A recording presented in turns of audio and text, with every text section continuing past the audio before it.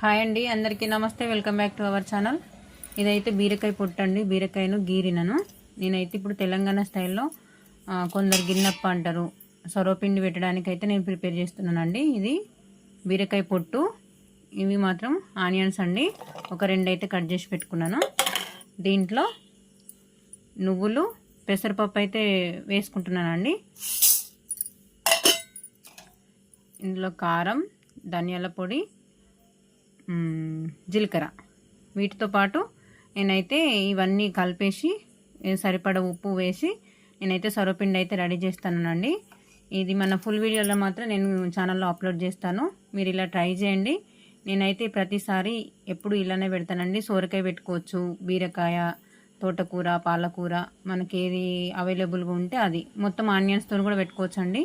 Video కనుక నచ్చినట్టయితే like, share and subscribe అండి. Thank you.